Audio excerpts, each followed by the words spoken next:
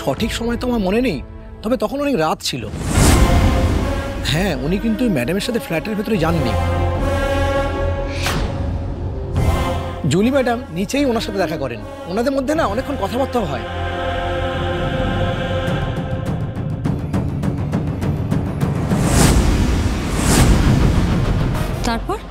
তারপর কি?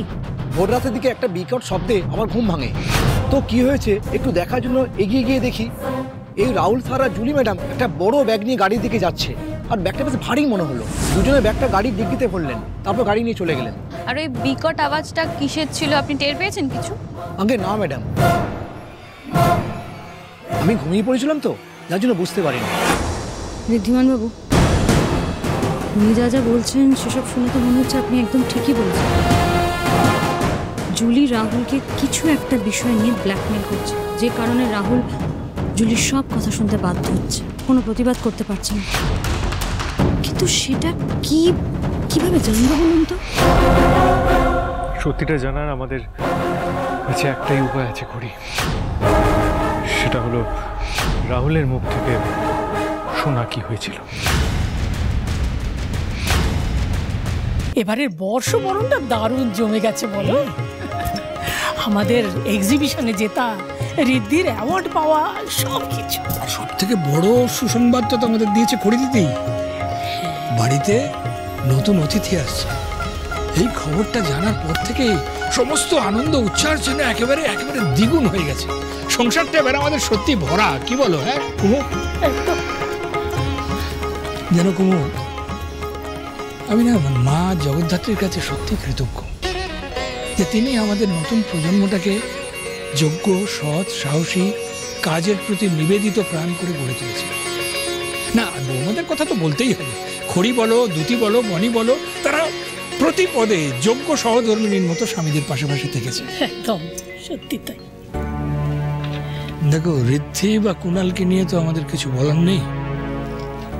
খালি একটাই আক্ষেপ রয়ে গেল যে বাড়ির আর একটা ছেলেকে আমরা ঠিক মতো মানুষ করতে পারলাম না। সে আর কি করা যাবে বলো? আমরা সবসময় যা কিছু চাই সবটা তো কখনোই পাওয়া যায় না।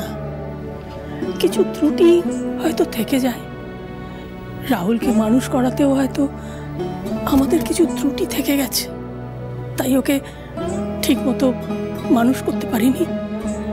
শত চেষ্টা করেও সে আর কিছুতে ঠিক করা গেল না গো। দাদু দিদুন, তোমরা এখানে একা একা কি করছো? এই এত, আর যাদের জন্য এত আয়োজন, এত সেলিব্রেশন, তারা কোথায় শুনি? সত্যি তো, তারা কোথায়? কেন ঘরে নেই? না, ওরা ঘরে নেই, দাদা বৌদি কেউ নেই। কোথায় গেছে বলো তো? আর ওরা আসবেই বা কখন? এই যে আমরা এসে গেছি। হ্যাঁ, তোমাদের দুজনকে তো দেখছি, কিন্তু ঋদ্ধি কোথায়? তাকে দেখছি না কেন? এই যে দাদু, আমি এসে গেছি। এই দেখো ম্যাডামরা কি শপিং করেছে। একই এত গরম, সবাই গরমে ঘামতে ঘামতে প্রায় শেষ হয়ে গেছি। ছয় না, আয় আয়। এটা কি হলো? তোমরা একা একা শপিং করে নিলে? দাদা ভাই, তুই তো আমাদের দুজনকে নিয়ে যেতে পারতিস। This is not fair. আরে কিয়ারা, সায়না, তোমরা তো রাগ করছো কেন? দেখো, তোমাদের নিয়ে গেলে শপিং হতো ঠিক কথা, কিন্তু এই সারপ্রাইজ গিফটের ব্যবস্থা হতো কি? এগুলো আমাদের জন্য, একদম বাড়ির সবার জন্য। আমার না মন বলছিল যে দাদা ভাই অ্যাটলিস্ট আমাদের জন্য গিফট আনতে ভুলবেই না। দাদা ভাই থ্যাংক ইউ। শুধু জাম্বো ক্রেডিট দিলে হবে না, আমি আর মেসি খুঁজে খুঁজে সবার জন্য জিনিস নিয়ে এসেছি। দেখেছো তো, এত কিছুর মধ্যেও কর্তব্যে কিন্তু কোনো ত্রুটি নেই। না মা, ত্রুটি হওয়ার জন্য, কারণ আমার বৌমা ভীষণ এফিশিয়েন্ট, আর সেই জন্যই তো আমি হ্যাপিলি আর্লি রিটায়ারমেন্ট নিয়ে নিয়েছি।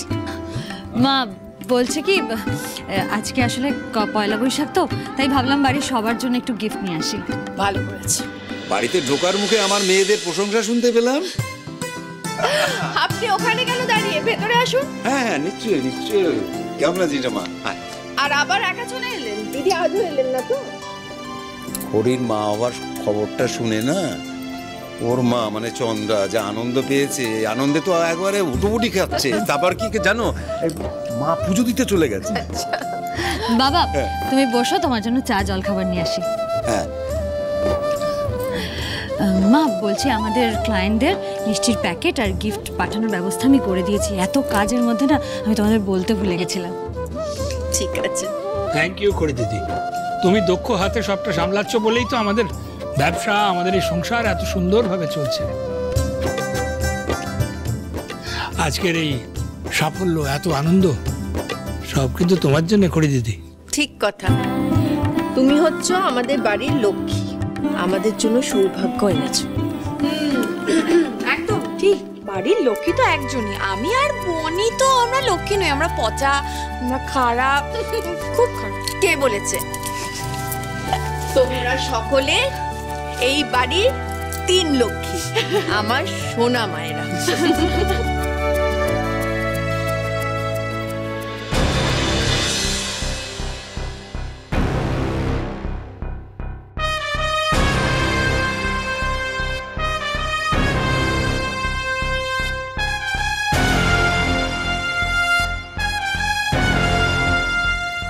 তোমরা তাহলে কথা বলো, তোমাদের বৌমাদের প্যাম্পার করো, আমি চেঞ্জ করে আসি।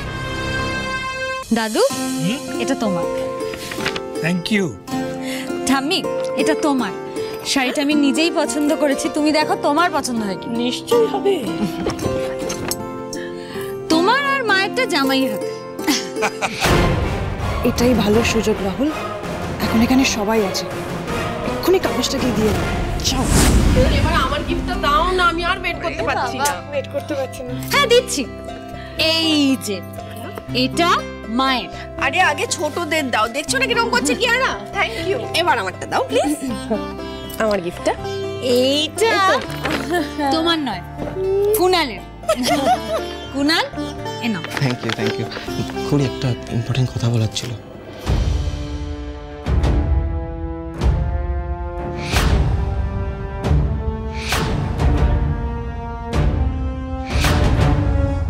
এসে গেছে একেবারে গরম গরম সিঙ্গারা এসে গেছে, সবাই সিঙ্গারা খেতে খেতে গিফট দেখো আর জমি আড্ডা মারো। এই এদিকে। আমি আবার কি করব? কি হলো? কিছু করতে হবে, তুই দাঁড়া। এনে এটা ধর আর ঝট করে একটা খেয়ে নে, কারণ আমি জানি সারাদিন দৌড়াদৌড়ি চক্করে কিচ্ছু খাসনি তুই। ডাক্তার কি বলেছিল? খালি পেটে থাকা যাবে না। ওকে, তুই খাবি তো? খাচ্ছি একটু বল। কি হলো? দাঁড়িয়ে দাঁড়িয়ে টাইম ওয়েস্ট করছো কেন? যাও। আজকে সবাই এত খুশি, এত আনন্দ করছে, বছরের প্রথম দিন, সবার মুখে হাসি ফুটে আছে, এর মধ্যে আমি কি করে বলবো এসব? এই কলটা আর্জেন্ট, আমাকে ধরতেই হবে। হ্যাঁ বলছি, আপনি কি বলছেন?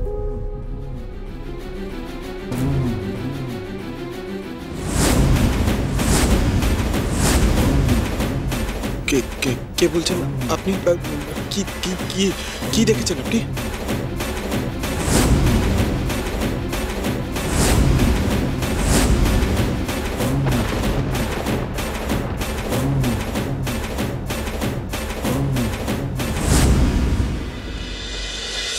Julie,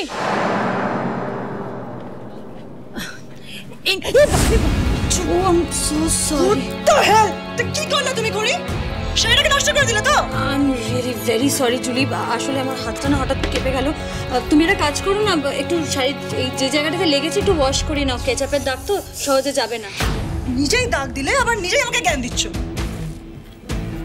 I am sorry.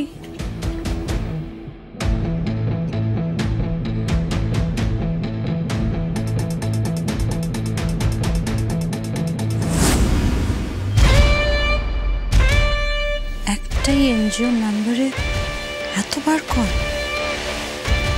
তাও জুলির ফোন। এই নাম্বারটা কার জানতে হবে তো।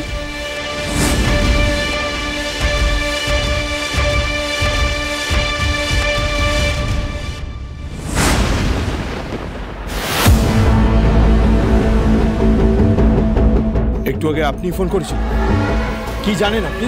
কি দেখেছেন? কত টাকা চাই আপনার?